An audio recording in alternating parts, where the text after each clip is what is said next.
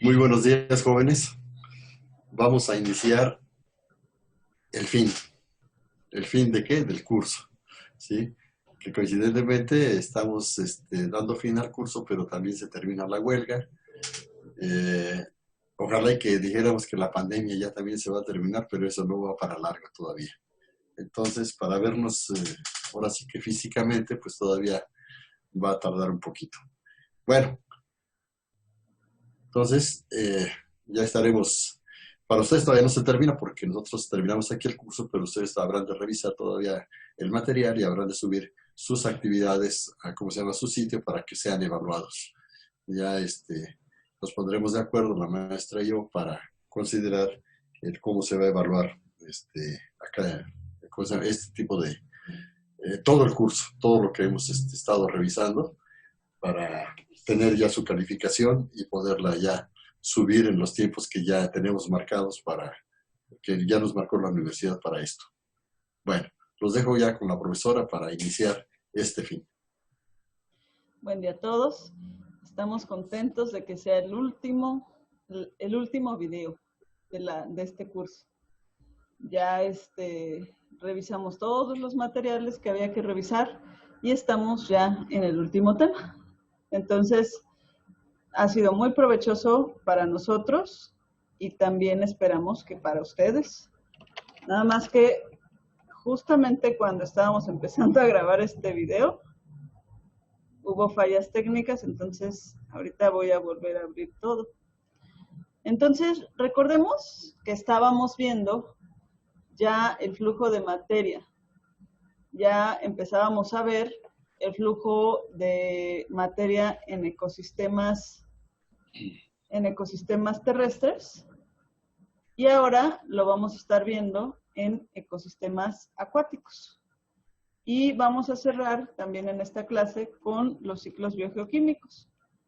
Entonces vamos a estar viendo cómo es el flujo de materia en ecosistemas acuáticos. Y para ello vamos a considerar que en los sistemas acuáticos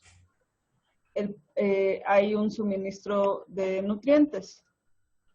¿Cuál es el principal suministro de nutrientes de los sistemas acuáticos? Son los caudales, es decir, los ríos que van a desembocar en esos cuerpos de agua. Por ejemplo, aquí como se ve en esta imagen. Aquí se ve una imagen, pero aquí hay que considerar que en ese río está confluyendo todo lo que escurrió y luego ese río va a llevar todos esos sedimentos y agua y nutrientes que van disueltos y también material orgánico y todo eso particulado, y lo van a dejar en ese cuerpo de agua. Entonces, el principal flujo de nutrientes y suministro va a ser los flujos de entrada. Ahora, ¿cómo pierden esos materiales que llegaron los cuerpos de agua? Bueno, puede ser de dos formas. Por la exportación de agua, es decir, los ríos que salen de ese cuerpo de agua o arroyos, y también puede darse que en lagos donde no hay flujos de salida, o cuando son muy pequeños, o sea, el lago es muy grande, pero el agua sale por un chorrito, un arroyito bien chiquito. Entonces, y también es el caso de los océanos, ahí la salida se va a dar casi exclusivamente por la evaporación. Entonces, la salida de agua, pero como no va a haber un flujo, entonces los materiales se van a estar sedimentando. Y ahí, con el tiempo, esos sedimentos van perdiéndose los materiales del lago, porque se van cayendo más y los que están al fondo pues ya no son accesibles otra vez para el cuerpo de agua. Entonces, esas son las dos formas que un cuerpo de agua puede estar perdiendo materiales, específicamente nutrientes, por salida de un arroyo o por sedimentación. Hay este tipo de lagos o cuerpos de agua que no tienen un flujo de salida como un arroyo, son llamados lagos, bueno, para los que son lagos endorreicos, porque no tienen justamente esta salida. Los lagos endorreicos, al tener esta característica de ser lugares donde se concentra mucha agua pero no sale, entonces, como habíamos comentado, la única fuente de salida del agua es la evaporación, y principalmente este tipo de lagos se dan en regiones áridas.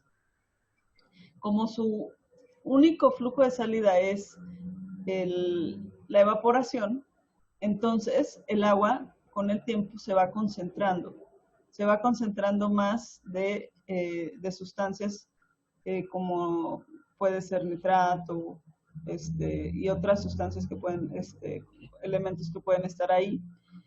Y entonces, por eso es que se van haciendo también sodio, fósforo, se van haciendo lagos salados. Son muy abundantes, realmente existen bastantes en el mundo. Se dice que son tan abundantes en número y volumen como los lagos de agua dulce. Y lo interesante es que al tener tanta concentración de estos nutrientes, pues son muy fértiles.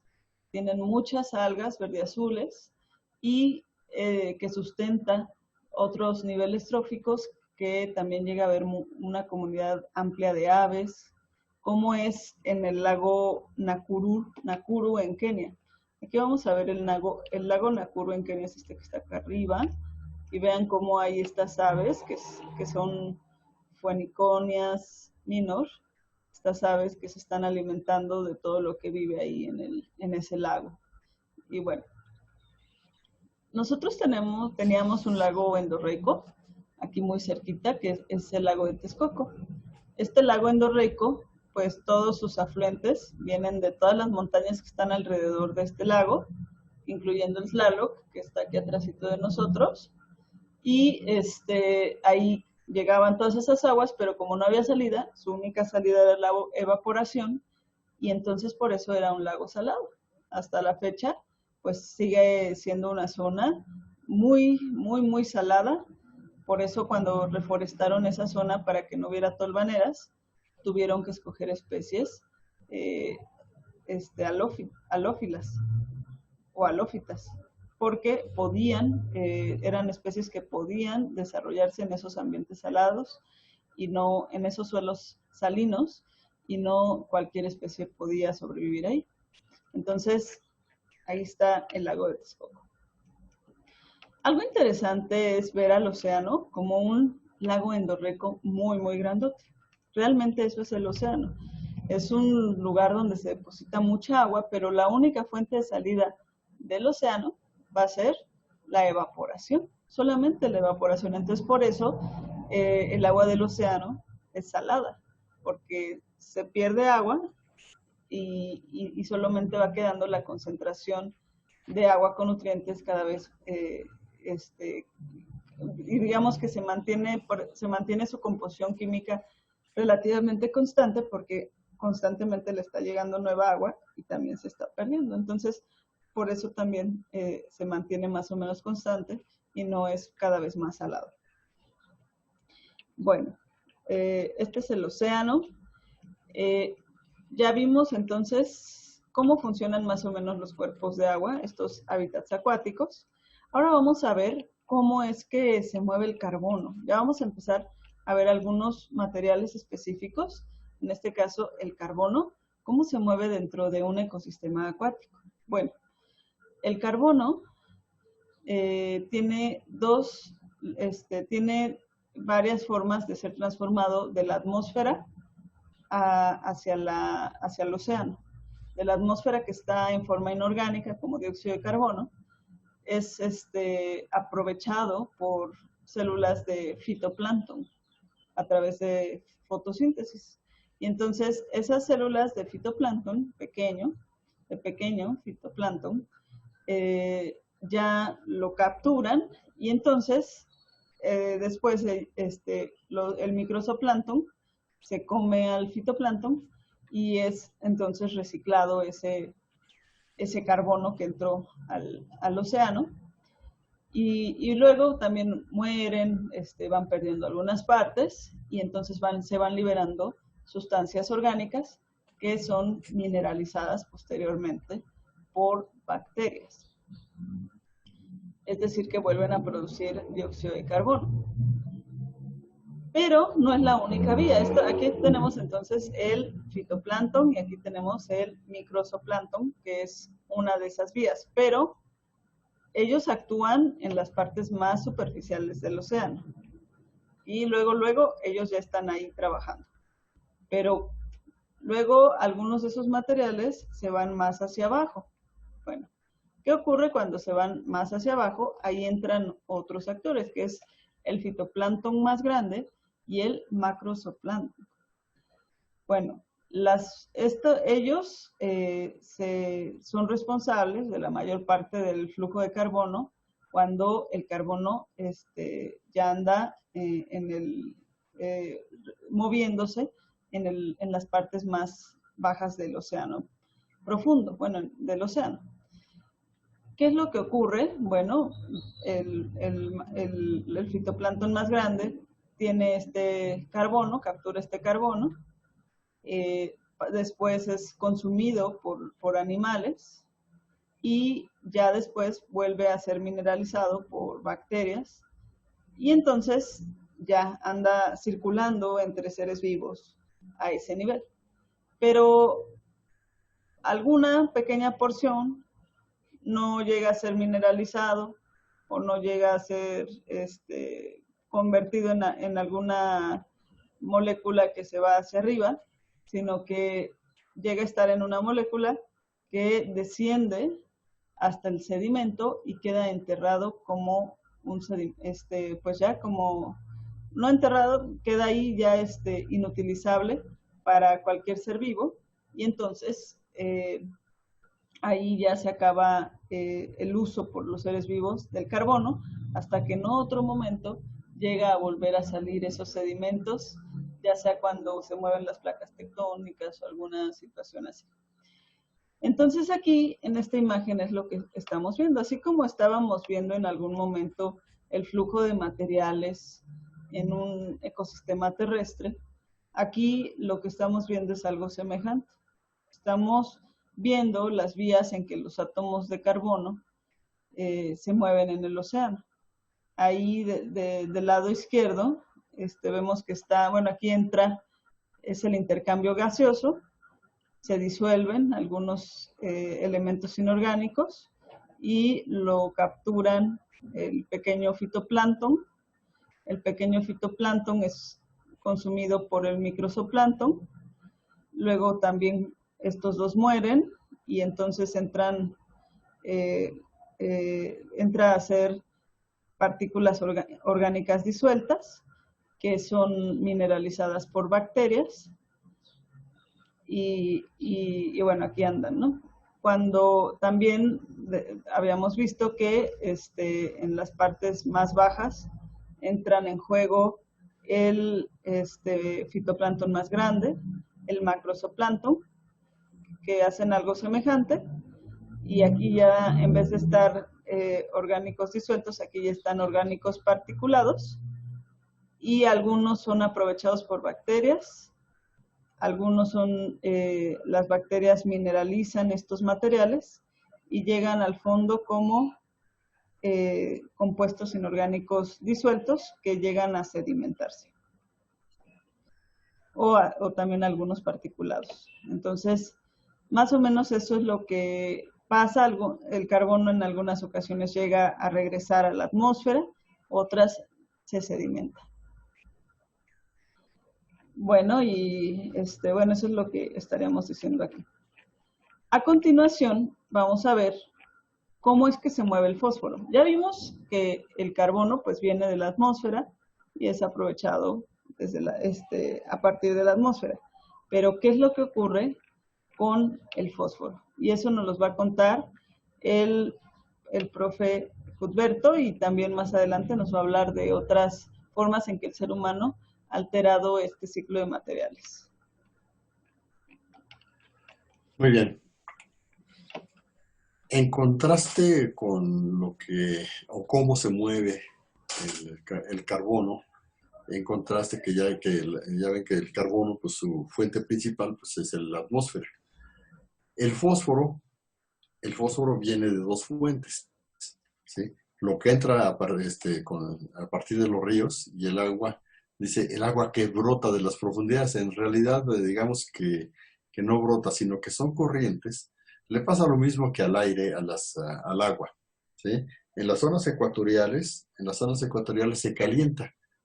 Al calentarse el agua es menos densa y por lo tanto empieza también a ascender. En ese proceso de ascensión hacia latitudes más altas, esta también se va enfriando. Al enfriarse, el agua es más densa y se va al fondo del océano, donde empieza a descender otra vez, precisamente por esa densidad, se empieza a calentar nuevamente y esa agua en ascenso, en el proceso de calentarse, es lo que le estamos llamando nosotros ese brote de aguas de las profundidades, ¿no? Entonces, esta corriente de agua fría que empieza a calentarse y va ascendiendo, es lo que va arrastrando, ¿cómo se llama? Los átomos de fósforo y siguen, ¿cómo se llama? Ascendiendo hasta llevarlos otra vez, pues, a los sedimentos y se forma, pues, un ciclo, ¿no? Entonces, en el agua superficial, el conjunto similar de vías que los átomos de carbono siguen el mismo proceso, pero proviene pues de otras fuentes. Aproximadamente el 1% del fósforo detrítico, el fósforo detrítico nos estamos refiriendo al fósforo que contienen los desechos tanto de plantas como de animales ya en descomposición, y esto se va o se pierde al sedimento profundo durante cada ciclo de mezcla oceánica. Entonces, digamos, podría pensarse que es un tanto más difícil el ciclo, ¿no? del fósforo, y que pensaríamos que se queda, llega al sedimento del océano y pues ahí ya no se mueve. Pues bueno, no es tanto así, ¿no? Precisamente esa dinámica, esa fuerza de circulación de las corrientes oceánicas es lo que saca otra vez ese fósforo para que pueda ser aprovechable y se forme pues ese ciclo, ¿no? Vamos a verlo con más detenimiento más adelante. Bueno, entonces esos son los aportes y las diferencias que existirían entre lo que el carbono y el fósforo. Bueno, otro cambio drástico que ocurre ¿cómo se llama? En los flujos de estos materiales, pues es el debido, ¿cómo se llama?, a las actividades humanas. En lo que aporta, todos los cuerpos de agua reciben nutrientes en forma inorgánica o orgánica, ¿sí? Ya decíamos, en el agua que drena desde la tierra. Entonces, pues ya ven que nosotros somos muy dados en todo el mundo, no solamente aquí en México, pero aquí lo podemos ver, que todas las actividades humanas, pues con alguna finalidad o a veces hasta sin finalidad, ¿cómo se llama? Todos nuestros desechos los arrojamos al agua. ¿Por qué? No entiendo yo por qué todavía, pero eso es lo que hacemos. Arrojamos todo al agua y como está lejos de mí, ya no lo veo, y como ya no me huele tan de cerca, fuchicaca, ¿sí? Entonces es que ya, mientras esté lejos de mí, no me importa mucho. Pero todo esto, este tipo de aportes que nosotros hacemos con nuestras actividades, pues va a tener cambios drásticos en los flujos de nutrientes, tanto a nivel local como a nivel mundial. Y bueno, de eso entonces pasamos a los ciclos bioquímicos globales, que vamos a ver en la siguiente sección que vamos a abordar. Entonces, al haber un aporte excesivo de nutrientes, ¿qué es lo que se causa? Algo que nosotros conocemos técnicamente como eutrofización, es decir, un enriquecimiento bárbaro, ¿sí?, de nutrientes en el agua. Eso es lo que se llama eutrofización. No eutroficación, es eutrofización. Entonces, aporte excesivo de nutrientes, de fuentes de escorrentía, y aquí es donde conectamos con las cuestiones agrícolas, ¿sí?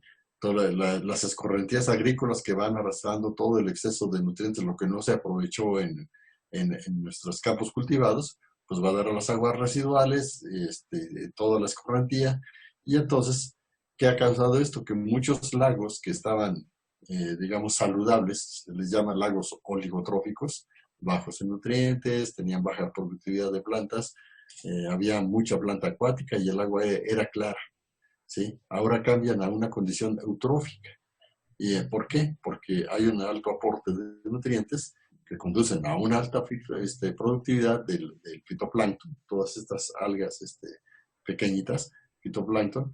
Entonces, pero a veces hay muchas de esas, de este fitoplancton son especies tóxicas que crecen pero en forma explosiva, muy abundantemente, y enturbian el agua, sombrean las plantas grandes, y luego, si se llega a un exceso, van a producir anoxia, es decir, se van a acabar el oxígeno, y al acabarse el oxígeno, pues van a morir los peces, con todo lo que ustedes han visto por ahí en algunas cuestiones de noticias periodísticas, ¿no? Que aparecieron un montón de peces muertos al lago de, ¿cómo se llama? En el lago de fulano de tal por contaminación de tal o cual. En realidad es que se acaba el oxígeno. Bueno, este proceso de eutrofización, y lo vamos a poner cultural, porque las cuestiones de los aportes humanos en los lagos se conocía o se conoce desde hace algún tiempo, pero pareciera que hasta que solo recientemente nosotros, o la gente empieza a notar que hay enormes, en los océanos sobre todo, enormes zonas muertas, ¿sí? Sobre todo en las desembocaduras de los ríos. El caso más espectacular por lo grande, por el área tan grande que abarca, es la desembocadura del río Mississippi en Estados Unidos y el río Yangtze en China, ¿sí? Nosotros lo que tenemos o conocemos más de cerca es la desembocadura del río Bravo. Se conoce también como una zona, digamos, como decíamos más atrás por ahí, una zona no muy muerta, pero ya, digamos, está a punto de morir, ¿no? Bueno, entonces hay noticias precisamente de esta eutrofización, como se han publicado, pues, muchos periódicos aquí en México y a nivel mundial, ¿no? Entonces, el enriquecimiento ¿cómo se llama? De nutrientes provoca esta condición de eutrofización, así se le conoce. Bueno, entonces, pues esto es ¿cómo se llama? Es algo sobre lo que tenemos que actuar y ya urge, entonces, darle un tratamiento a todas estas zonas muertas. Se calcula pues que estas zonas muertas a nivel mundial pues ya son bastantitas. ¿Mm? Hay un mapita por aquí que vamos a verlo.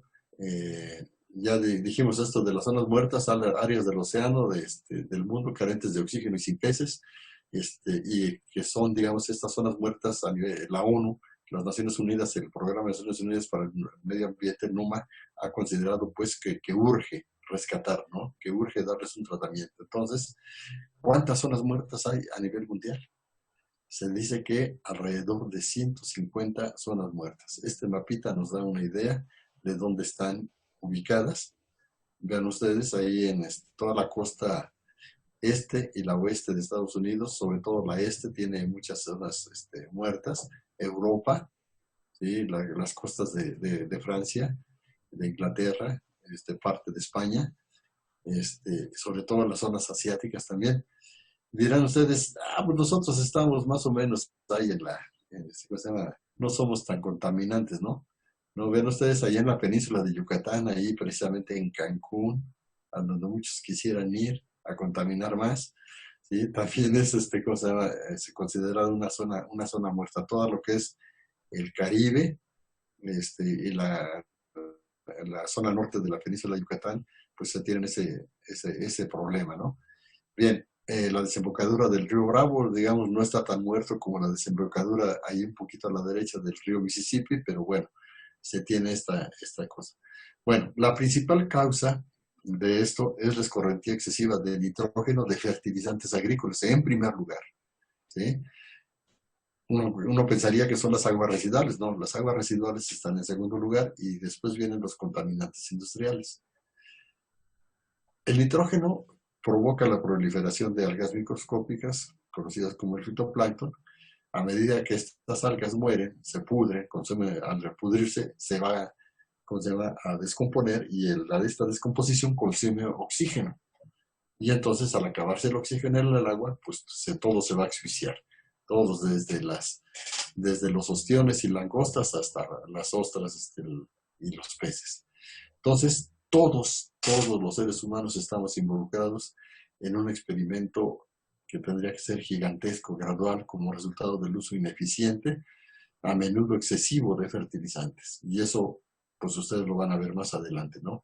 Tenemos, tenemos que generar algo que sea más eficiente para no hacer uso excesivo. Y todo esto lo vamos a descargar a aguas residuales sin tratar.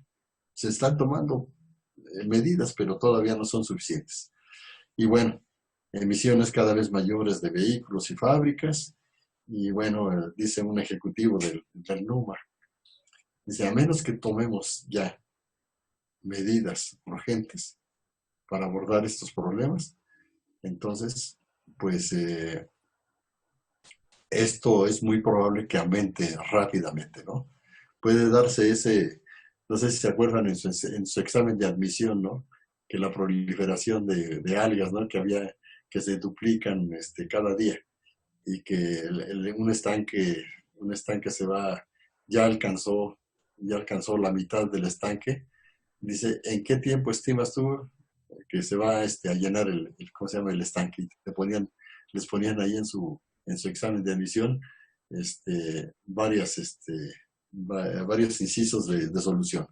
Y la respuesta es que un día, si se duplicaban por día las células de ese estanque que se estaba llenando de una planta que se duplicaba diario, dice, si ya había alcanzado la mitad, ¿en qué tiempo se iba a llenar el estanque de esta planta? Pues en un día, ¿no? Todas iban a duplicar. En un día era la respuesta. Eso nos puede estar pasando. Ya estaremos llegando a la mitad de llenar de zonas muertas, ¿sí? Entonces nos vamos a quedar ya sin producción en el océano. ¿Y qué va a pasar? Pues parece que no es difícil imaginárselo. Bueno, vamos entonces adelante ahora con el tema ya específicamente de los ciclos de nutrientes. En particular, vamos a ver ya el nitrógeno, el fósforo, que son, digamos, de mucho interés para nosotros, el carbono.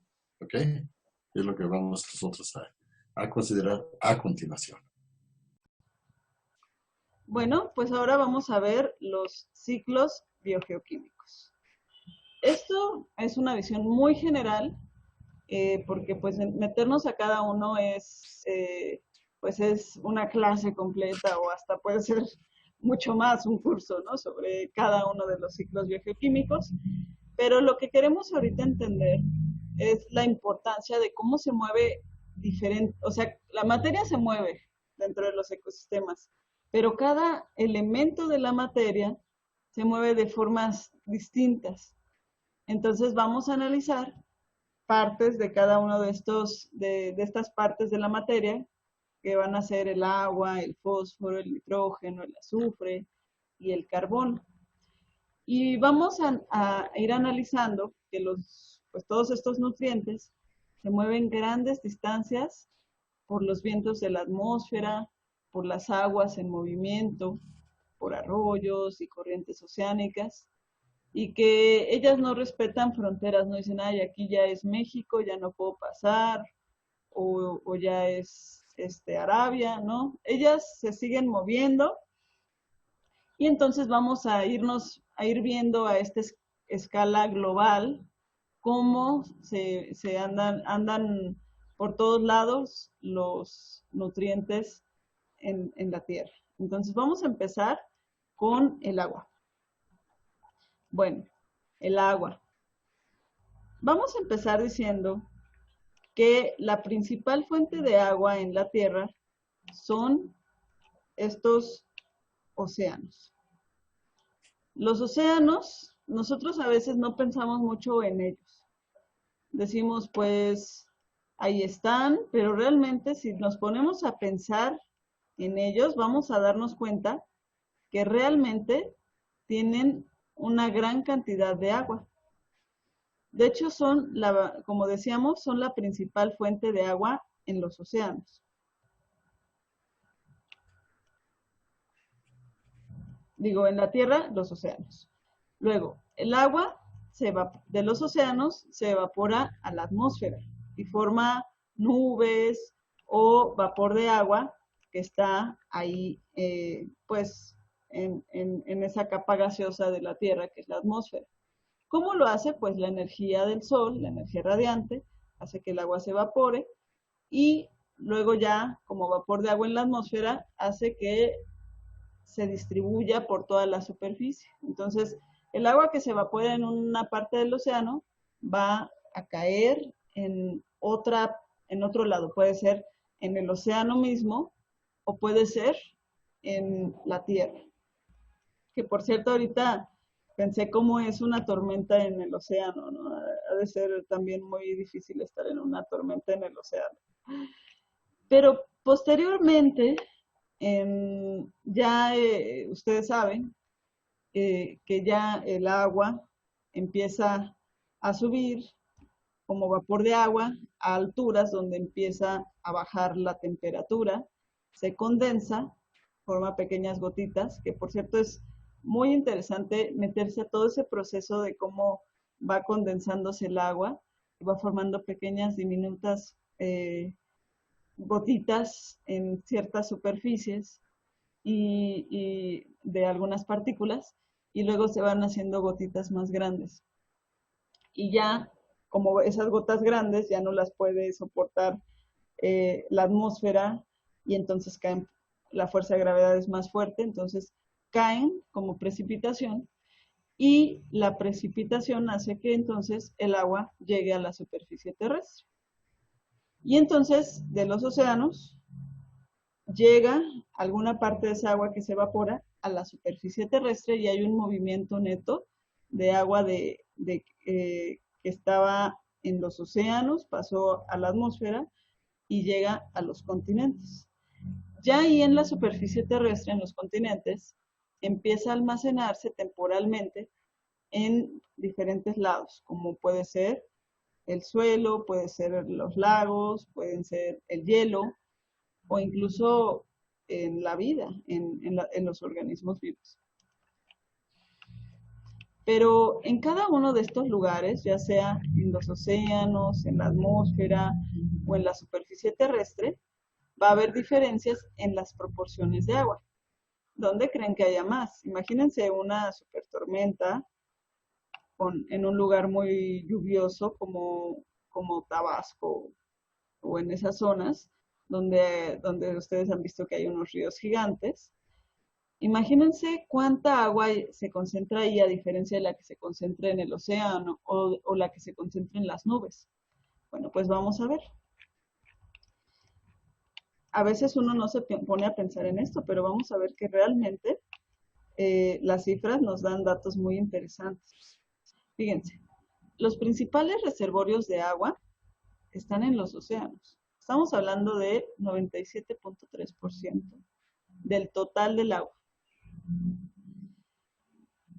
En hielo, en los casquetes polares y en los glaciares, hay alrededor del 2.06%.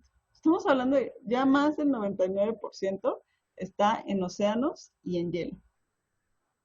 Nada más para que se empiece a imaginar que esa enorme cantidad de agua que vemos en los ríos de Tabasco o en lagos como los de Michigan y todos esos lugares, son realmente pequeñas a comparación del agua que hay en los océanos y en los casquetes polares. Ya en las profundidades, en el agua subterránea, está el 0.67% y en los ríos y lagos el 0.01%. Entonces, mucha agua está en estos reservorios, desde océanos, casquetes polares, muy poquita está en los reservorios de agua subterránea y también muy poquita, todavía más poquita está en ríos y lagos.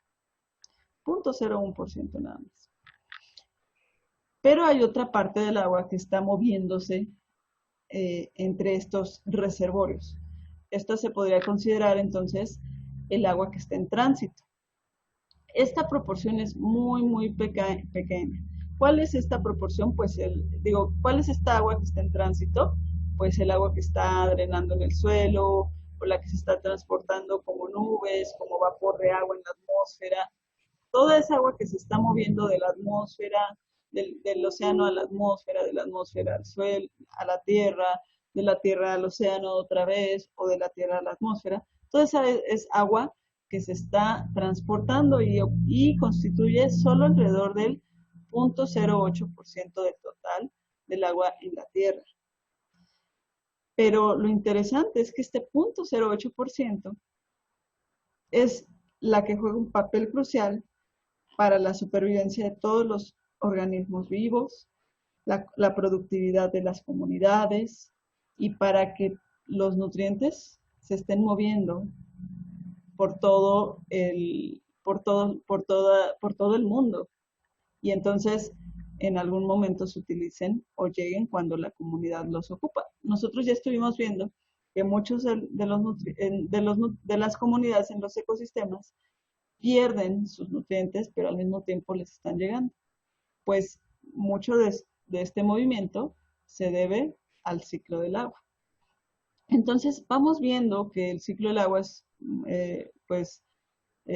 fundamental para la vida en la Tierra y por lo tanto también para la productividad de los sistemas agrícolas. Aquí estamos viendo esta imagen, el ciclo hidrológico, y vemos los volúmenes de agua en los reservorios, que hablamos de los océanos, el hielo, los ríos, los lagos, el agua subterránea y la atmósfera, y están dados en 10 a la 6 kilómetros cúbicos. Entonces, fíjense, estamos hablando de 1 millón de kilómetros cúbicos. Entonces, cuando vemos ahí que dice océano, dice 1370, estamos hablando de que en el océano hay 1370 millones de kilómetros cúbicos de agua. Mientras que en el hielo, observen aquí tenemos también 29 millones de kilómetros cúbicos de agua.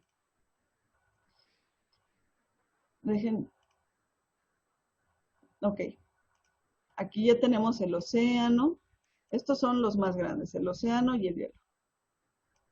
Tenemos otros reservorios, que son los ríos y lagos, el agua subterránea. Con esto ya está casi todo el agua y un poquito en la atmósfera. Aquí están los reservorios. Ahora, el agua que está en movimiento, que es la que decimos que es fundamental para la vida, que es muy poquita, la vamos a poner en otro color, como en rosa. Entonces, aquí tenemos el agua en movimiento, que es la evaporación de los océanos. Mucha de ella también precipita, pero fíjense, ojo, de la que se evapora, no toda precipita aquí. Muy poquita precipita, no, bueno, una menor proporción precipita dentro de los mismos océanos. Mucha va a estar precipitando acá, en la Tierra. De la que precipita en la Tierra, menos de la que precipita se evapora.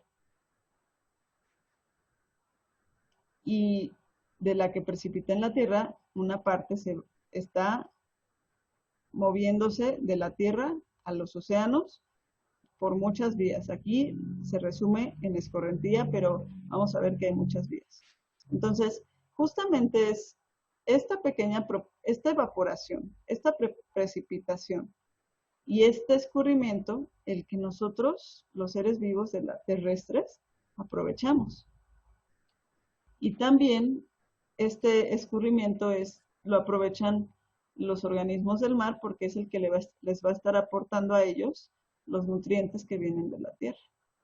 Entonces, vemos que es un ciclo perfectamente funcional, perfectamente diseñado y que es fundamental para que pueda existir la vida.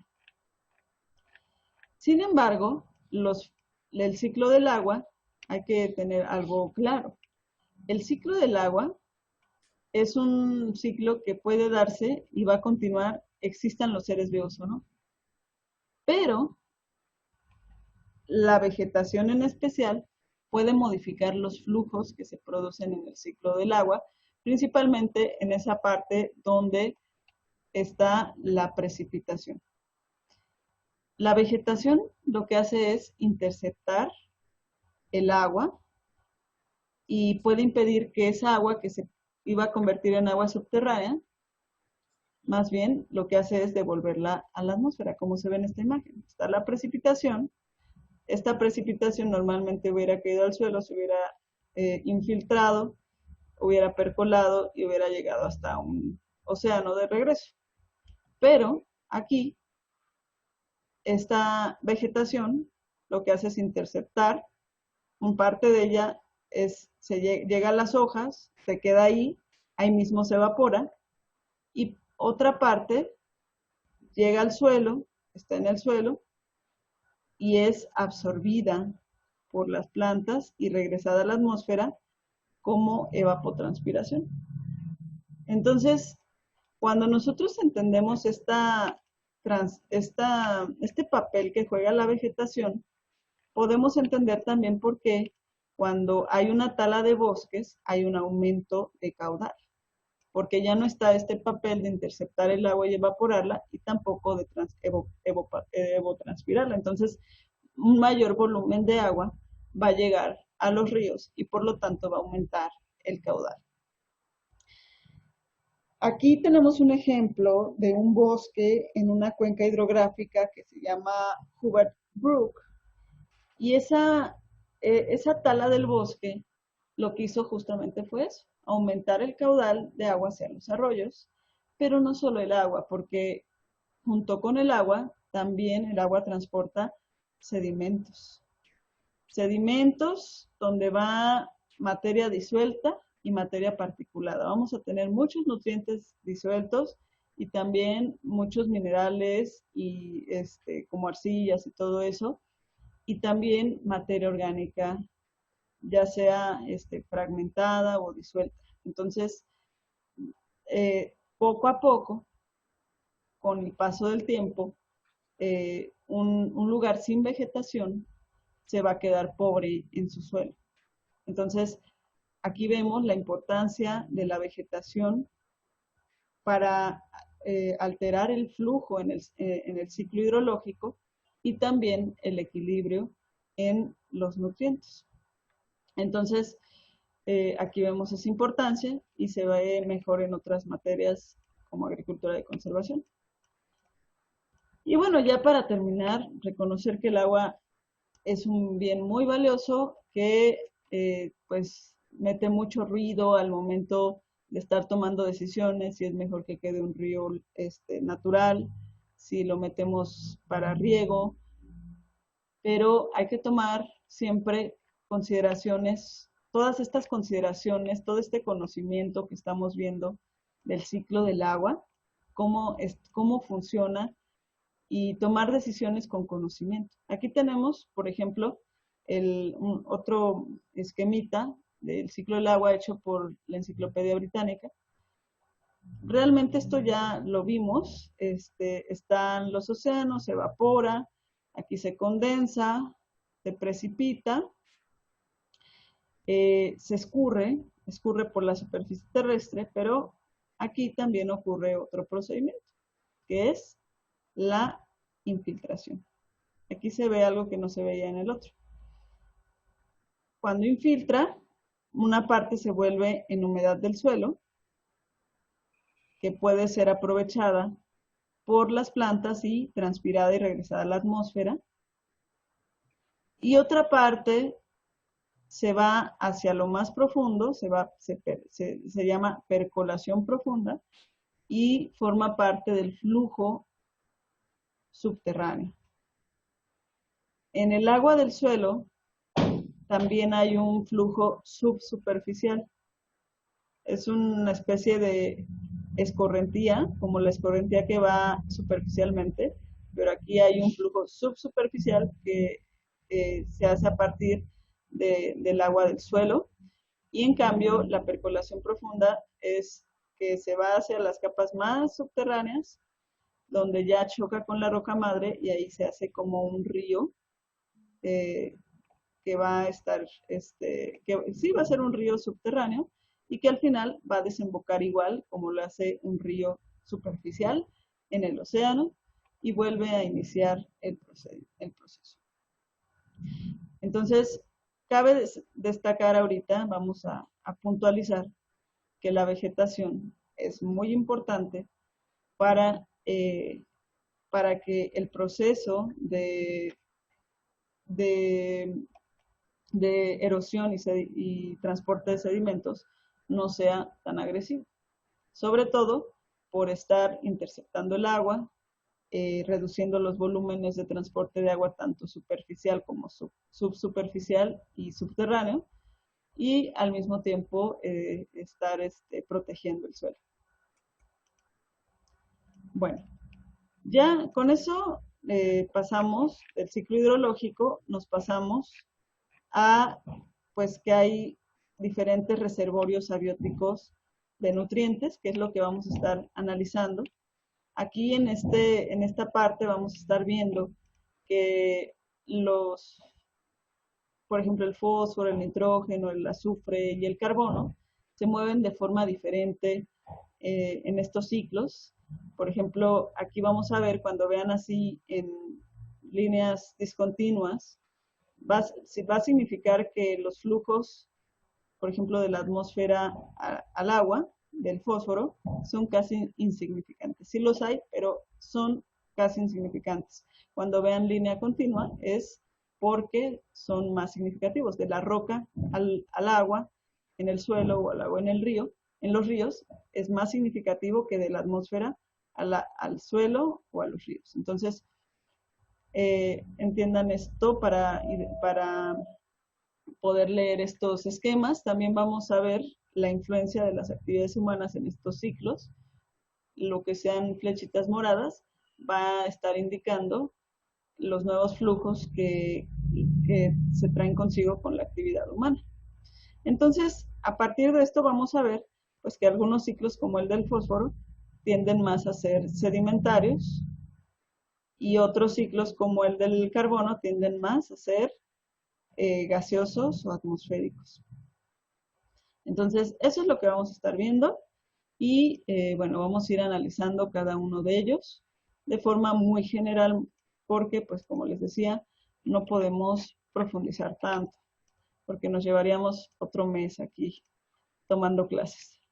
Entonces, vamos a empezar con el ciclo del fósforo.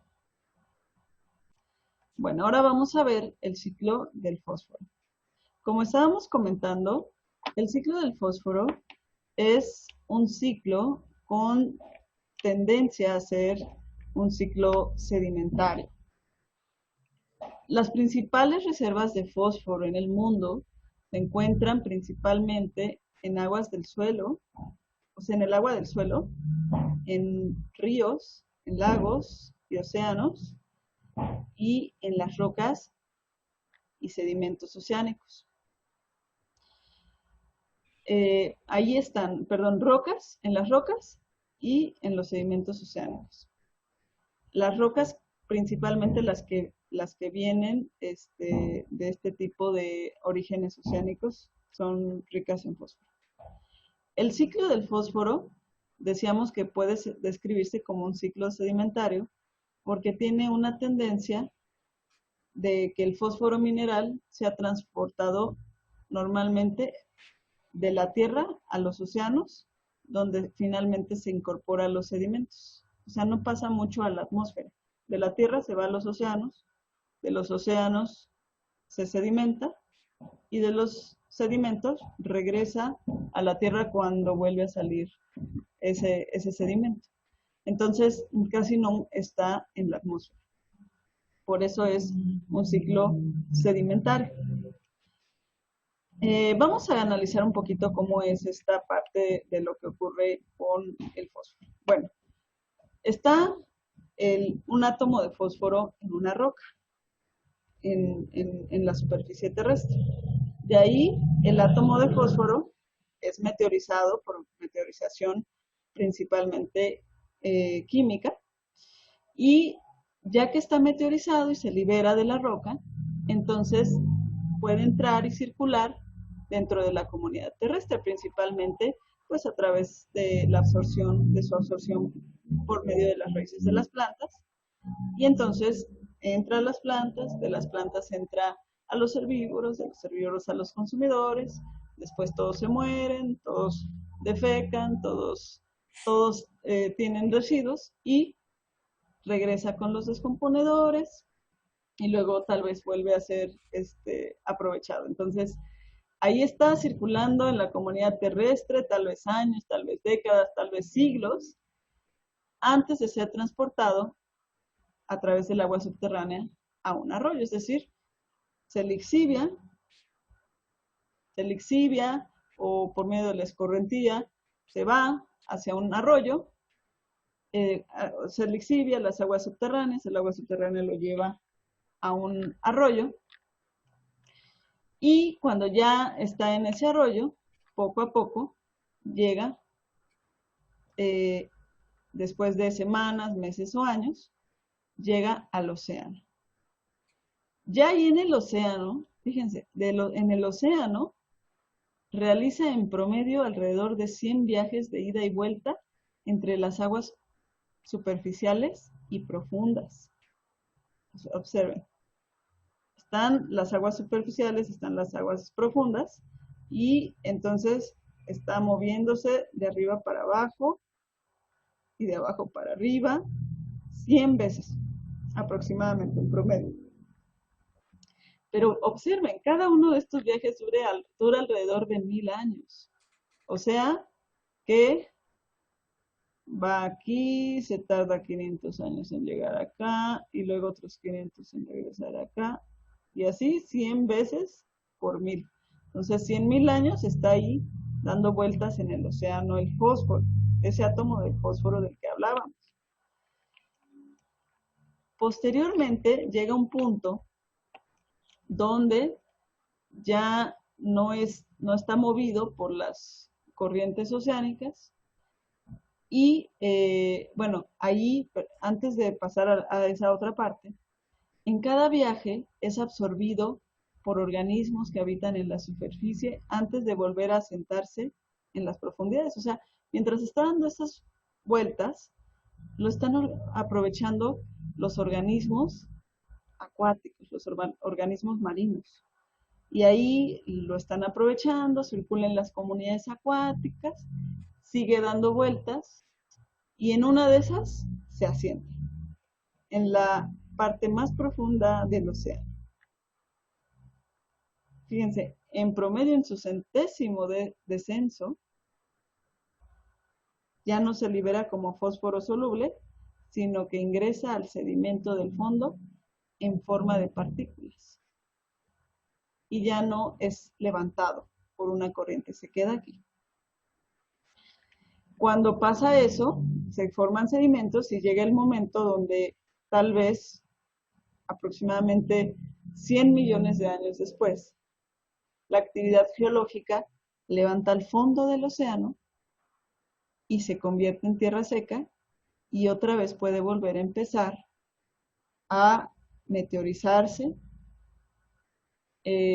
volver a ser asimilado por una comunidad terrestre, luego se pierde en lixiviación o en una escorrentía, llega otra vez a una corriente de agua, regresa al océano y otra vez da 100 vueltas de 1000 años y se sedimenta y así está el fósforo moviéndose en la Tierra. Vamos a verlo de una forma general y luego de una forma detallada. Observen, está la roca erosionada, de aquí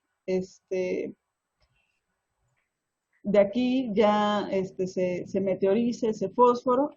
El fósforo es utilizado por las plantas, aquí también por los cultivos. También hay humanos que extraen rocas ricas en fósforo y hacen fertilizantes y entonces se lo agregan a las plantas. Ya las plantas lo utilizan, entra una comunidad del fósforo. Luego, aquí se disuelve, entra a los ríos, llega a un cuerpo de agua. Ahí está el fosfato disuelto. Lo agarran algunos organismos de la comunidad acuática, como pueden ser algas u otros organismos fotosintéticos. Luego también lo agarran otros animales acuáticos y marinos. Poco a poco se va descomponiendo, o es aprovechado, da varias vueltas y en una de esas se queda sedimentado y luego otra vez, en un movimiento geológico, llega otra vez a ser parte de un material geológico terrestre externo y vuelve a ser meteorizado, vuelve a ser utilizado. Entonces, ahí está el ciclo del fósforo de forma general y ahora nos vamos a verlo de forma detallada. Como vimos, normalmente empezamos de aquí de la roca. Entonces, vamos a empezar de la roca y aquí está la roca es mineralizada y se descompone en minerales pequeños como minerales de apatita. También pueden formarse minerales secundarios a partir de aluminosilicatos, se forman minerales secundarios. Pero bueno, aquí vamos primero a los minerales de apatita, que son los que tienen fósforo.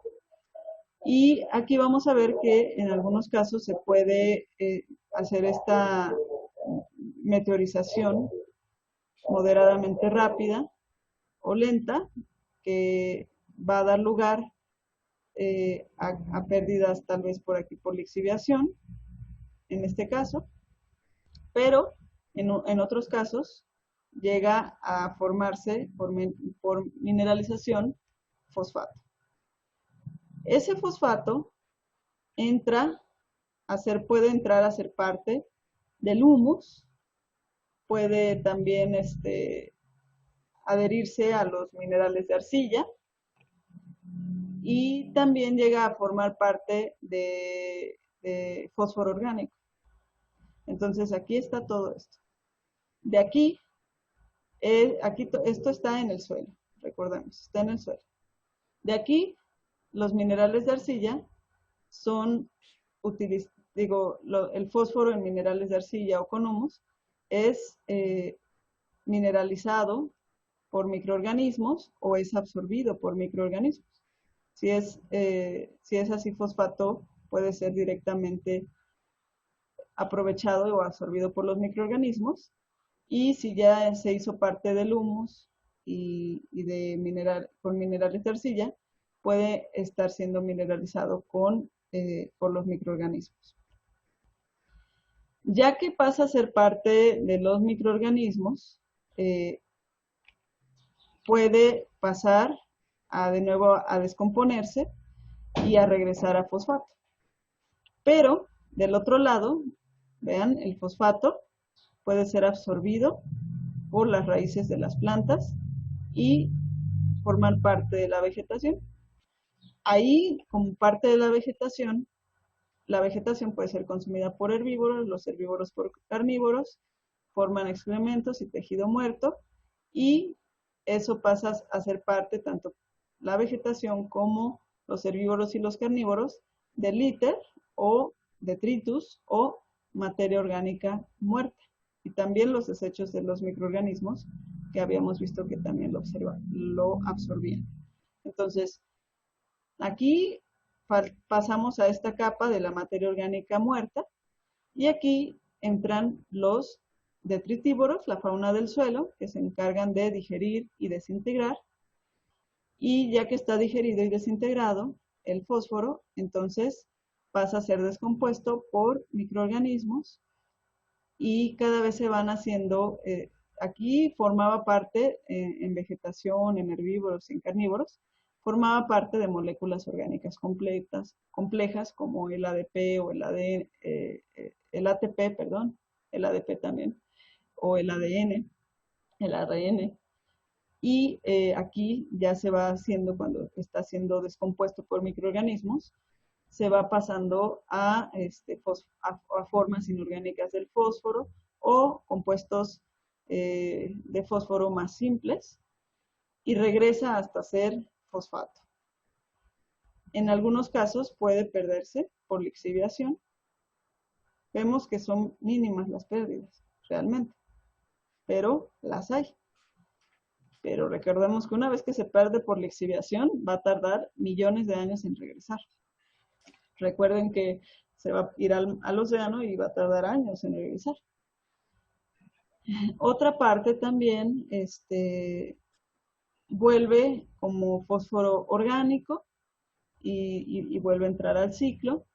Y otra parte, también observen, otra parte también del fosfato se va a venir precipitado de la atmósfera, pero muy poquito, muy poquito. Algunos compuestos que puedan estar de fósforo que pueden estar en la atmósfera, en algún momento caen de nuevo y pueden ser utilizados por la vegetación o por los microorganismos.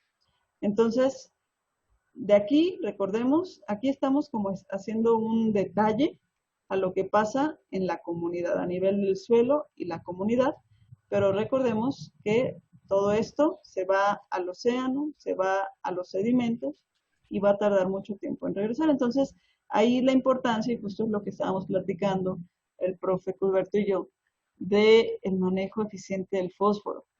Porque si en algún momento nos acabamos el fósforo que hay en la tierra, la única fuente de fósforo ya va a ser los sedimentos oceánicos, de donde no es tan fácil obtenerlo. Entonces, bueno, hay que tener un uso eficiente de fósforo. A continuación, vamos a ver, con ayuda del profe Cusberto, vamos a ver el ciclo del nitrógeno. Bien, vamos entonces ahora a ver este ciclo de nitrógeno, que es un nutriente muy especial para cuestiones agronómicas. Y pues vamos a ver cómo se mueve en términos, digamos, naturales. Todavía no le vamos a entrar mucho a las cuestiones todavía del manejo o los impactos que tiene ya los manejos. No vamos a profundizar los impactos que tiene el manejo ya por actividades humanas. Vamos a verlo, digamos, en forma muy general, cómo se mueve y, bueno, pues algo que podamos nosotros detallar al respecto, ¿no?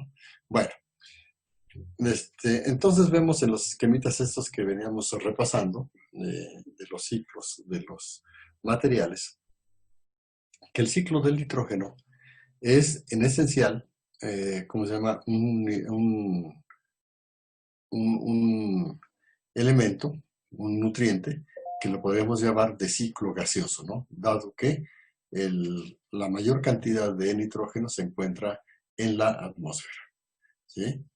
Y bueno, de allí de la atmósfera, pues pasa, digamos, a fijarse y a desnitrificarse por organismos microbianos. Lo que viene de la atmósfera, pues esta función es muy importante de parte de esos organismos.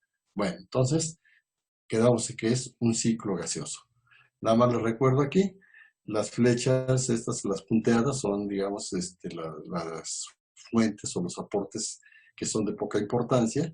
Las flechas de color negro, pero digamos de línea contigua, son los aportes importantes, pero más importantes están flechas con líneas continuas de color marrón, en este caso, ¿no? Moradito, como se encuentra. Entonces, nada más para que vean ustedes. Vean entonces este ciclo, la atmósfera. De la atmósfera tenemos como nitrógeno atmosférico, pues obviamente el nitrógeno atómico, lo voy a llamar, óxidos de nitrógeno, amonios y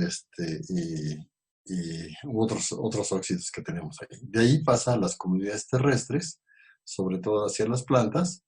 De las plantas, también de la atmósfera, también van directamente, algunos compuestos nitrogenados van directamente hacia al suelo o pasan al agua, a los ríos, a los lagos y a los océanos. Hay un aporte por ahí de la atmósfera que va directamente.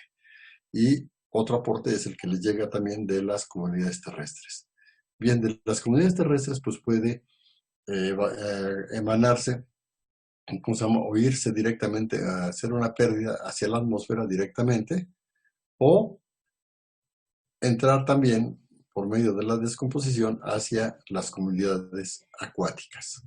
Puede ir directamente ahí de las comunidades terrestres a las comunidades acuáticas. ¿Ok? Y bien, de ahí de las comunidades acuáticas, bueno, una parte poco significativa va a los océanos, de las aguas continentales, también va un poco a los océanos, y de los océanos un poquito nada más hacia los sedimentos o las rocas marinas, para volverse a incorporar otra vez, pero estos aportes son muy pequeños. Bien, aquí lo importante, y que lo vamos a ver aquí, es que la actividad humana, incluida la agricultura, son los aportes mucho más importantes que van hacia las comunidades terrestres o hacia las comunidades acuáticas. Los aportes de nitrógeno más importantes provienen de las actividades humanas, ya sea que porque se están fabricando fertilizantes, porque se están utilizando en la agricultura, o porque ¿cómo se llama? En la deforestación, por ejemplo, se pueden dar muchas pérdidas, por ejemplo, de nitratos, pueden ir también hacia las comunidades acuáticas directamente, y muy poco ya se tomaría por las comunidades terrestres. Entonces, los aportes principales que damos son de parte de las actividades humanas. Y ese es un hecho que tiene muchísima evidencia ya estudiada, y de lo cual pues nosotros somos aportadores con las actividades agrícolas. Nosotros somos una parte importante de esos aportes hacia, ¿cómo se llama? Hacia comunidades acuáticas, y donde se forman esas famosas, ¿cómo se llama? Las zonas muertas, de las que hacía alusión la maestra hace rato, pues son precisamente dados estos aportes de nitrógeno a los cuerpos de agua. Bueno, vamos más adelante con otra imagen, otro esquemita que tenemos también de manera muy general. Vamos a ver, ciclo gaseoso, nada más vamos a ver algunas fuentes, decíamos son geológicas, ¿sí? Que son, digamos, poco importantes, que vamos hacia los ecosistemas terrestres, ¿sí? Son a veces de importancia local, se impulsa la productividad de las comunidades terrestres, pero decíamos, y de agua dulce, pero decíamos son los aportes pues poco importantes, ¿no? A veces sí, localmente pueden tener una importancia, ¿cómo se llama? A nivel local un poquito mayor. Bien, las aportaciones importantes entonces van de los ecosistemas terrestres van hacia los ecosistemas acuáticos. La magnitud del flujo, obviamente, son los caudales, ríos, arroyos, de las comunidades terrestres a las acuáticas. Decíamos, relativamente pequeño, pero no insignificante para los sistemas acuáticos, sino, pues, de dónde les llegaría el nitrógeno, ¿no? Es poco, pero muy importante lo que les llega de parte de los ecosistemas terrestres a los ecosistemas acuáticos. Entonces, ¿por qué? Pues la pregunta ¿por qué? Pues es que el nitrógeno es uno de los dos elementos, junto con el fósforo, que con mayor frecuencia limitan el crecimiento de las plantas. Entonces, finalmente, pues hay una pérdida anual de nitrógeno hacia los sedimentos oceánicos, pero decíamos ya anteriormente que esto es poco significativa, pero importante, desde luego. Bien, un análisis o un esquemita más detallado de lo que está ocurriendo de este ciclo del nitrógeno, pues es lo que vamos a ver en este esquema. Decíamos entonces, partimos del nitrógeno atmosférico. Ven ustedes, el grosor de las flechas ahí nos está indicando, pues digamos, de dónde vienen los aportes principales y hacia dónde se van. Entonces veamos que los aportes principales del nitrógeno atmosférico viene hacia la vegetación. De la vegetación, parte de esa vegetación es la caída de hojarascas, los troncos muertos, etcétera, es el mayor aporte los de compuestos nitrogenados que entran hacia una segunda fase. Obviamente parte de esa vegetación pues pasa a los herbívoros y a los carnívoros, y de esa parte pues también entran también eh, los residuos ya de herbívoros y de carnívoros muertos las heces fecales, etcétera. Todo eso pasa a la segunda, digamos, el segundo componente, ¿no? Que ya es la parte de la descomposición, en donde la fauna del suelo es la que se encarga de, ¿cómo se llama?, de volver esos compuestos nitrogenados a parte, a, ¿cómo se llama?, compuestos más simples. Una parte importante que, si lo ven ustedes, a partir del nitrógeno atmosférico, una parte importante es lo que se fija, lo que se fija ya como nitrógeno aprovechable, vamos a llamarlo así, es una fijación directa del nitrógeno atmosférico, ya sea por lo que conocemos por aportes que dan los microorganismos simbióticos y no simbióticos, ¿sí? Y que pasa hacia la vegetación directamente por este medio. Vean ustedes el grosor de las flechas, pues no es, digamos de despreciar esa cantidad, ¿no?, que nos llega. Desgraciadamente, pues no nos es suficiente todavía, ¿no? O no hemos sabido manejar esa parte, pero esa cantidad no es nada despreciable como para pensar, pues, en que podríamos aprovecharlo un poco más eficientemente o hacer que sea un poco más incluso. Bueno, hay otras bacterias que también fijan nitrógeno, pero que no lo aprovecha directamente la vegetación, sino que otro tipo de organismos, por ejemplo, que pueden ser bacterias fotosintéticas o algas azul-verdes, y una parte pues va así directamente incluso hacia los microorganismos. ¿Ok? Bien, vámonos otra vez, regresemos a esa capa, digamos, de descomposición, que yo la pondría en dos, ¿cómo se llama?, en dos compartimentos, ¿no?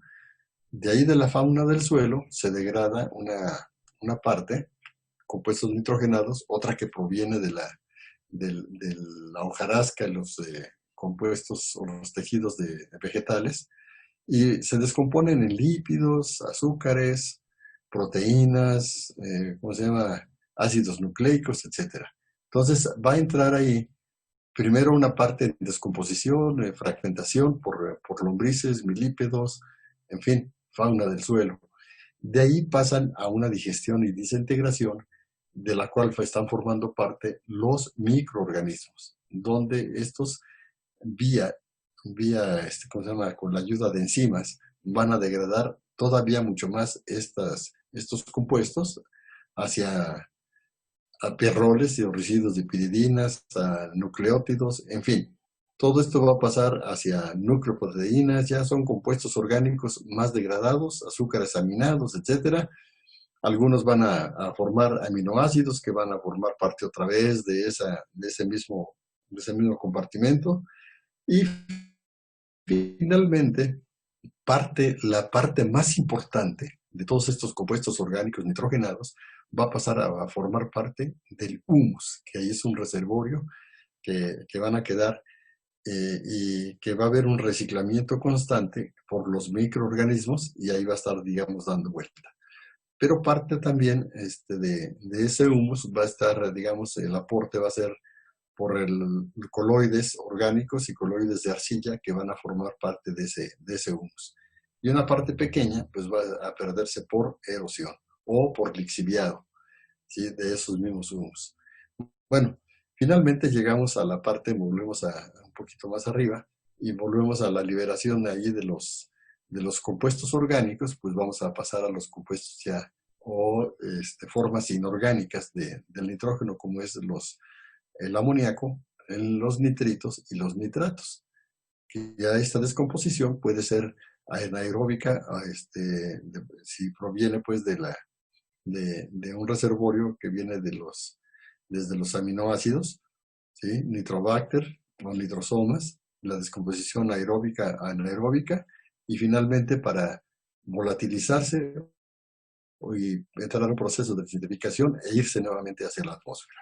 Entonces, eh, estos compuestos ya simples, digamos, de nitrógeno ya en la atmósfera, pues pueden otra vez regresar disueltos o en suspensión mediante la precipitación, que puede volver otra vez a formar el ciclo que ya explicamos, o perderse incluso directamente por lixiviado. Entonces, una forma más detallada de este ciclo, ven ustedes que no hablar de del proceso o de los procesos en estas partes ya tan particulares del ciclo, pues nos llevaría, digamos, así como que una cuestión especializada para ver cada uno de los ciclos de nutrientes, ¿no? Ven ustedes que no es tan, digamos, tan directo y tan simple este ciclo, ¿no? Sino que conlleva muchos procesos funcionales, los cuales que nosotros a veces simplificamos y precisamente por verlo tan simplificado, a veces no hacemos un uso eficiente de lo que conlleva esto que es tan importante para nosotros. Bueno, vamos adelante.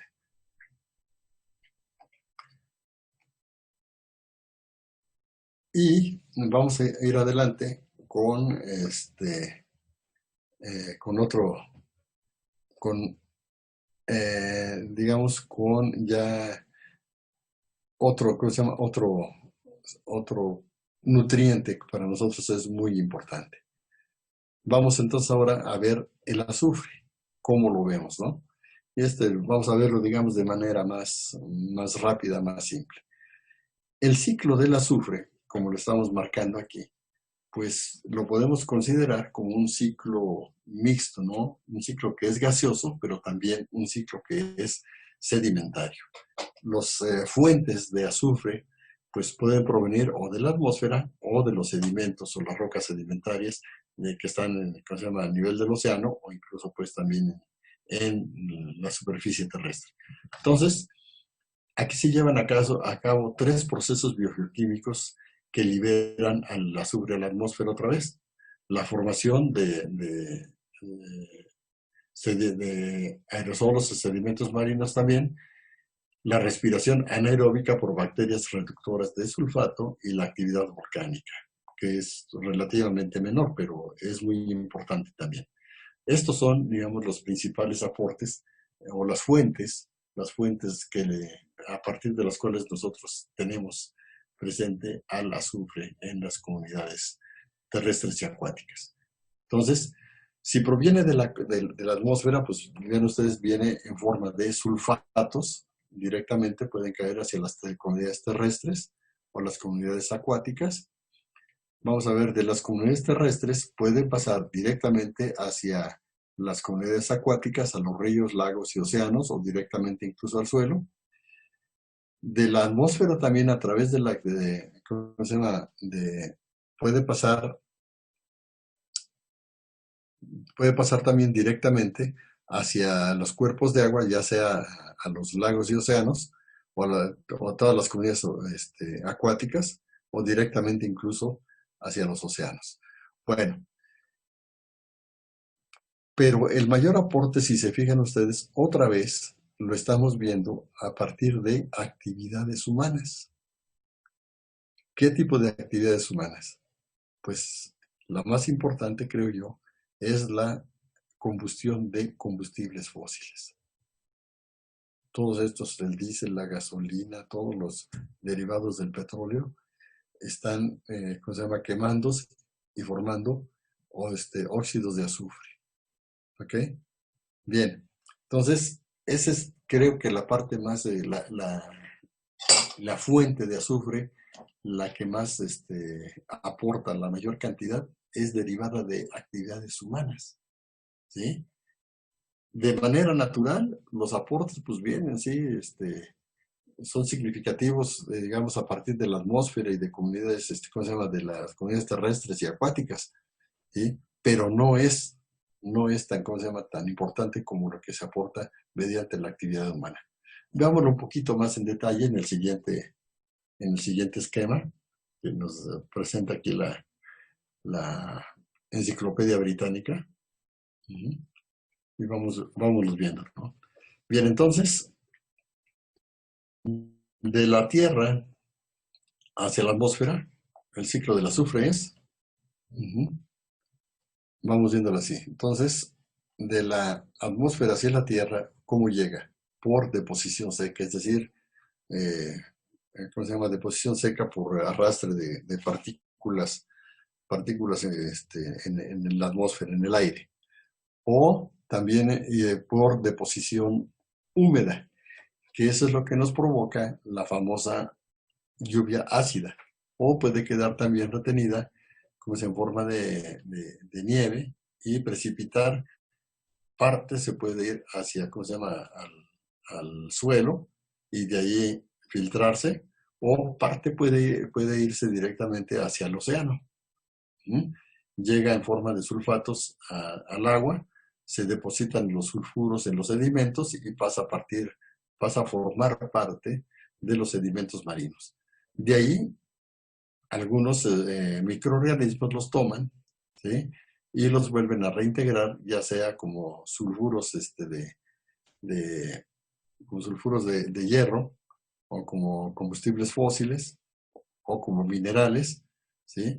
Pueden, ¿cómo se llama?, también degradarse, y nuevamente salir, digamos, hacia la atmósfera, ¿no? ¿Dónde? Bueno, otra vez a la quema de combustibles fósiles, por ahí, o la extracción de minerales, y de ahí otra vez formar parte ya del ciclo otra vez. Bien, entonces, también de la parte que toman las plantas, una parte también se toma directamente del suelo en forma de sulfatos. La descomposición de seres vivientes y sus desechos, pues también ahí va parte del azufre que se regresa otra vez hacia el suelo, y de esa forma, vean ustedes que todo lo que conforma el ciclo son, digamos, los aportes. No hay, digamos, una parte o una fuente de azufre que sea más importante una que otra.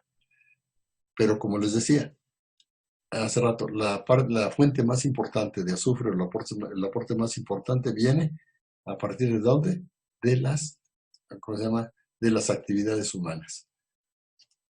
Bien, vamos entonces a pasar ahora a otro ciclo que también es muy importante para nosotros en las cuestiones de las actividades agrícolas, que es, bueno, que sería, digamos, es el carbono.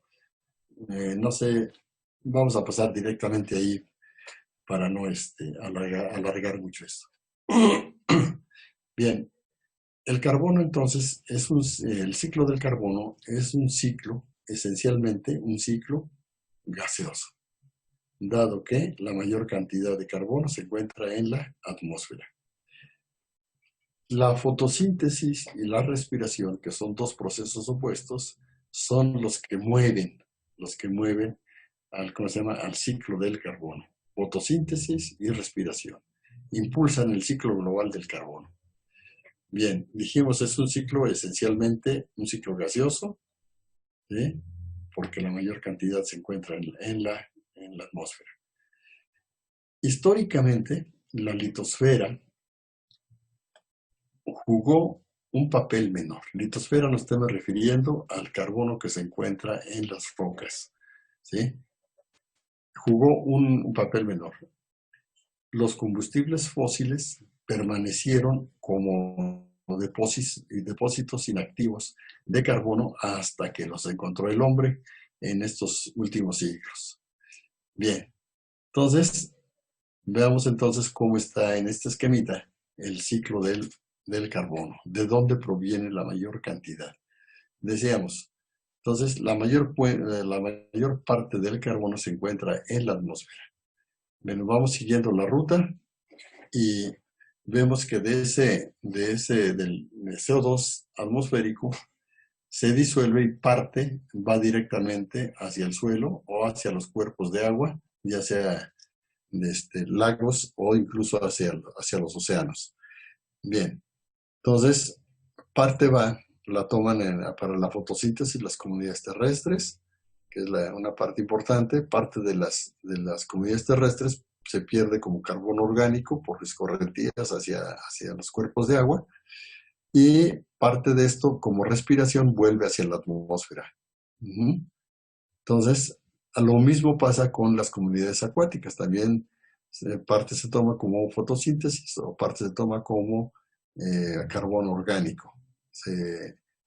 Y parte de esto entonces también como respiración se va nuevamente hacia la atmósfera.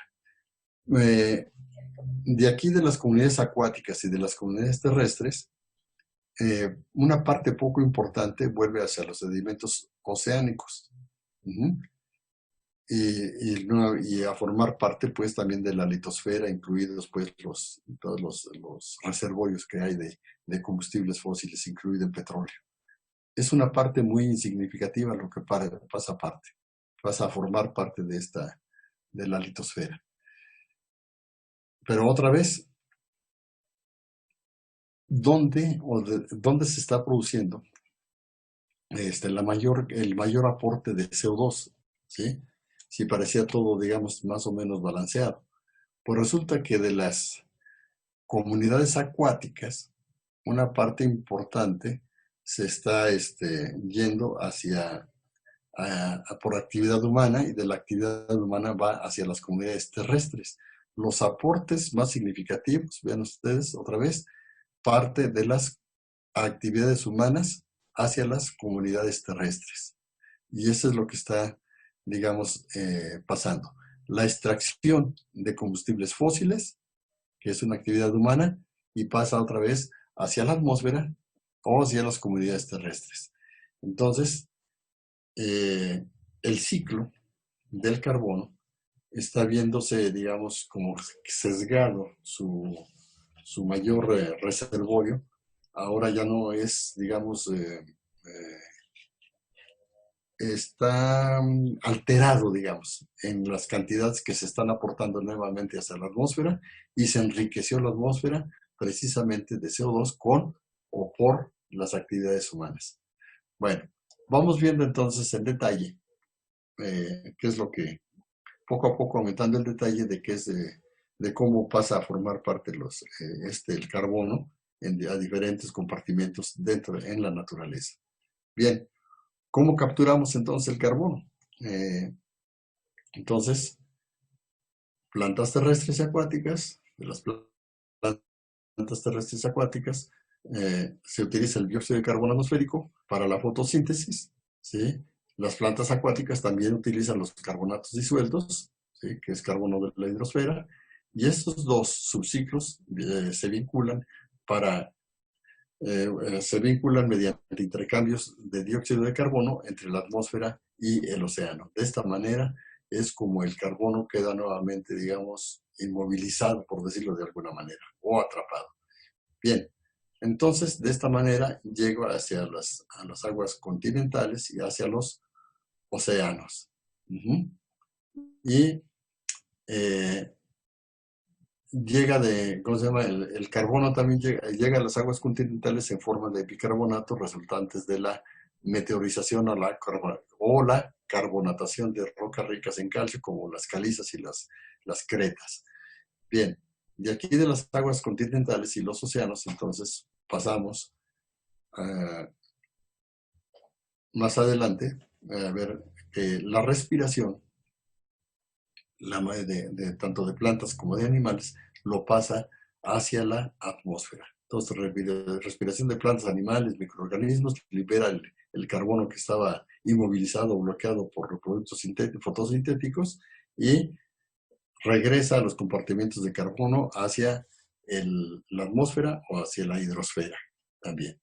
Bien, un detalle entonces de este ciclo, vamos a verlo a continuación, para ver qué tan complejo puede ser. Así dicho de manera muy esquemática, lo que vimos hace un momento, pues está, digamos, así como que muy fácil, pero un esquema de, digamos, lo que decía hace rato la maestra, que un átomo, ¿no?, de carbono, cómo va formando parte de muchísimos compuestos, ¿no? y está dando vueltas en ciclos y subciclos. Bien, entonces, aquí rápidamente. Vean ustedes que el mayor aporte viene entonces de la atmósfera, pase por la mediante la fotosíntesis hacia la vegetación. De la vegetación, la senescencia, la muerte, caída de hojas, forma parte de los cuerpos muertos de plantas. ¿Sí? Parte de esa vegetación por el ataque ya sea de parásitos o porque se lo comen los herbívoros, entonces se vinculan también con los carnívoros y eso entonces también forma parte de esa materia orgánica muerta y que va a entrar al compartimento de la descomposición, donde primero la fauna del suelo, caracoles, milípedos, lombrices, toda la microfauna, ¿sí? Enquitreidos, etcétera, todo eso va a empezar a descomponerse. Los cuerpos mismos de esta fauna del suelo van a pasar a ser parte de este compartimento de descomposición. Y bueno, los microorganismos van a entrar, digamos, en una segunda etapa, pero mientras aquí, los primeros, digamos, compuestos, celulosas, polisacáridos, después vamos a pasar carotenos, alcaloides, taninos, en fin, ligninas, digamos, son los primeros compuestos, todavía son compuestos complejos orgánicos, y donde el carbono pues es parte principal de estos compuestos. Bien, una vez que se digieren y se desintegran, en primera instancia, los microorganismos heterótrofos y autótrofos, como son algas u hongos, pasan entonces a la acción para digerir y desintegrar en compuestos todavía más o menos complejos. Y entonces, pues de aquí pasan de esos compuestos que teníamos hacia arriba. Bueno, ahora, ¿qué vamos qué vamos a tener? Bueno, la absorción microbiana, ¿sí?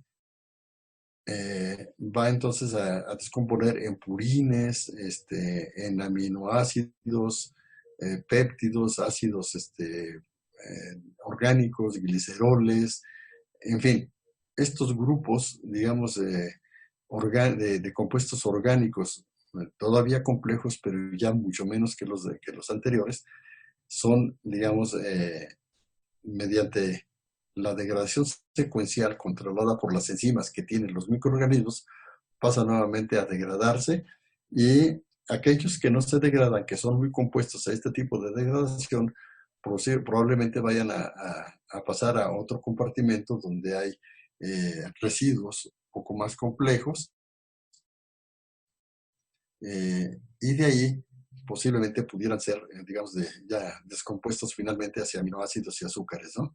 Bien, entonces, parte de esos compuestos van a formar parte de otra vez del humus, ácidos húmicos, fúlbicos, residuos huminas, y estos humus van a ser fijados por los coloides de las arcillas, ¿sí? O son, ¿cómo se llama? Van a aprovisionar coloides orgánicos para la retención de nutrientes y, ¿cómo se llama? Entonces, la fijación por absorción sobre coloides de arcilla, de estos humus, más la provisión de los mismos coloides húmicos, esta es la parte importante para nosotros en las cuestiones agrícolas. Este es ahí donde se hace la incorporación, digamos, a veces directa de los minerales dentro del humus, y esto es lo que nos va a enriquecer nuestros suelos. Aquí es donde se da la famosa la famosa capacidad de intercambio catiónico, ¿sí? Son muchos puntos donde se pueden intercambiar los minerales. Esos minerales ya adheridos o absorbidos en el humus pasan a formar parte ya de los coloides de arcilla, mismo que nos sirve a nosotros como reservorios de nutrientes. Entonces, eso es lo que realmente a nosotros nos interesa, digamos, del aporte ¿cómo se llama? Del carbono, hasta este tipo de compuestos, ¿no? Desde luego que es muy importante tenerlo allá arriba, pero aquí abajo, en la atmósfera, pero aquí abajo también es parte importantísima para nosotros en las cuestiones agrícolas. Bueno, entonces, de eso humus, pues también puede haber, ¿cómo se llama? ¿Cómo se llama? Restaurado a niveles superiores ya por incluso organismos mayores, ¿no? Por ejemplo, lombrices. esta parte del humus lo toman y lo pasan a que se degrade otra vez al ciclo de las enzimas, enzimas de los microorganismos, para que se degrade a formas más simples. Otra parte pues se va a ver perdida también por lixiviado y escorrentías. De ahí, esto de escorrentías y lixiviación es algo que tenemos que cuidar mucho, precisamente para no perder algo tan valioso como puede ser el humus y por lo tanto carbono. Bueno, entonces, así es como de complejo puede ser, ¿cómo se llama? Este ciclo, ¿no? Ya más detallado. Vean ustedes que hay partes importantísimas para nosotros de cuidar esos procesos de descomposición, cuidar esos procesos de transformación y de acumulación de carbono, precisamente para no perderlo, no perder la utilidad que representa para nosotros. Muy bien.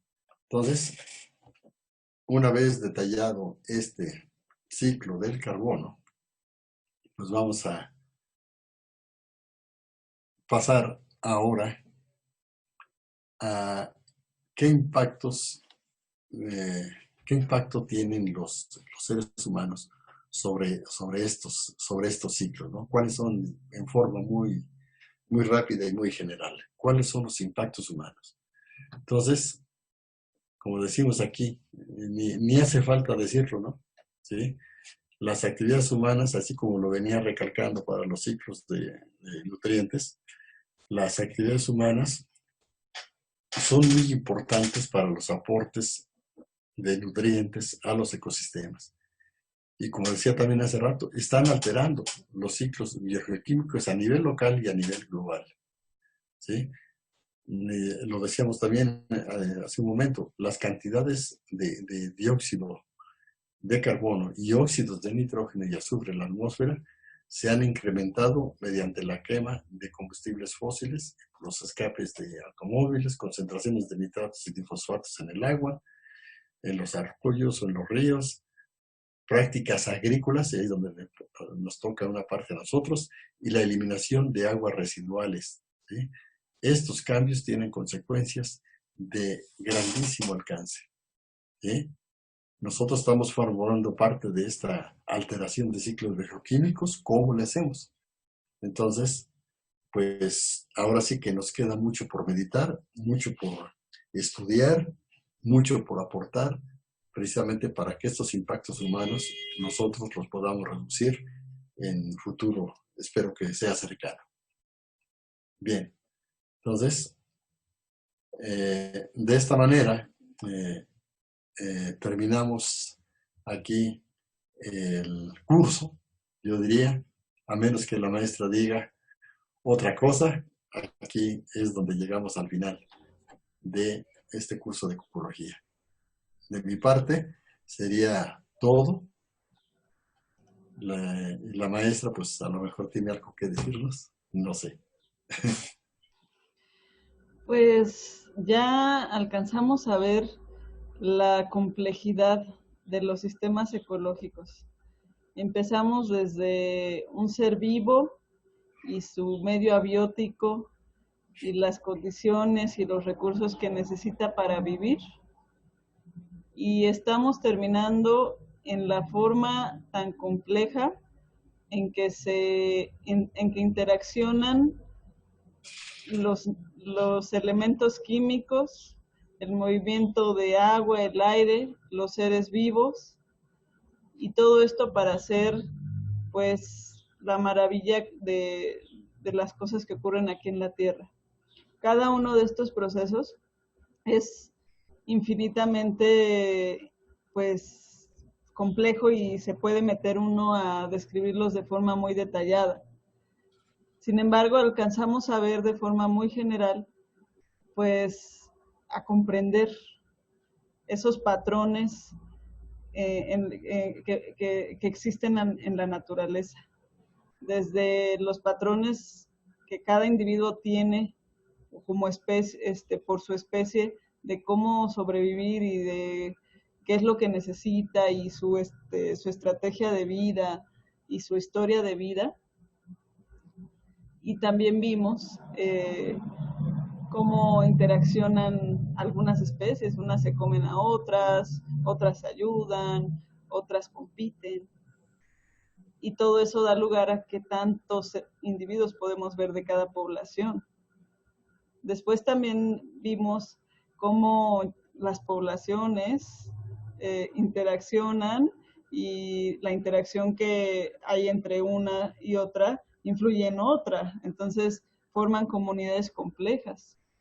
Y también vimos cosas muy interesantes como las metapoblaciones, como una población individual por sí sola no es estable, pero cuando son pequeñas poblaciones distribuidas en el espacio, pueden formar una población, una metapoblación estable. Entonces vimos esa complejidad y también vimos cómo van cambiando en el tiempo y cómo las diferentes estrategias les dan ventajas en el tiempo. También alcanzamos a ver entonces cómo empieza a moverse la energía entre todas esas poblaciones que conforman una comunidad y el material que va involucrado en ese flujo para llegar a este nivel tan grande que son los ciclos biogeoquímicos. Entonces, creemos que fue un curso muy provechoso, creemos que pudimos entender cosas muy interesantes y muy importantes para que los agrónomos tomemos decisiones con fundamentos de conocer esos patrones que existen en la naturaleza y pues esperamos que les sirva bastante este curso para su formación y para otras cosas en general, porque también aprendimos a trabajar en Excel, aprendimos a hacer mapas conceptuales, aprendimos a colaborar con otros compañeros y entonces creemos que fue un curso muy enriquecedor. Vimos los productos de aprendizaje de ustedes, todavía nos falta seguirlos viendo, pero creemos que se cumplieron muchos objetivos cuando pusieron ustedes el esfuerzo necesario también como nosotros lo estamos poniendo. Entonces, pues en general, estoy satisfecha y contenta con este curso y esperamos pues que los podamos seguir viendo, tal vez haciendo investigación en una tesis o en alguna duda que lleguemos a tener, ya sea ustedes o nosotros, que podamos seguir conversando y pues estaremos comunicándonos todavía para la evaluación. Sería todo por mi parte y pues si tiene algo más que decir, profe, adelante y si no, ya hasta aquí terminamos. Pues Dios, uno quisiera decir tantísimas cosas, pero se alargan los videos. Y, y- pero es muy difícil despedirse, pues, de la gente, aunque sea virtualmente, es muy difícil, ¿no? Uno quisiera a veces, decir lo que no se dijo, porque se acuerda uno apenas, ¿no? Y va uno ligando ideas, y va uno ligando ideas, y nunca se acaba de decir todo lo que uno quiere decir, ¿sí? Así que mejor le paramos y pues seguimos en contacto porque esto todavía no se acaba hasta que se acaba. Buenas tardes. Adiós.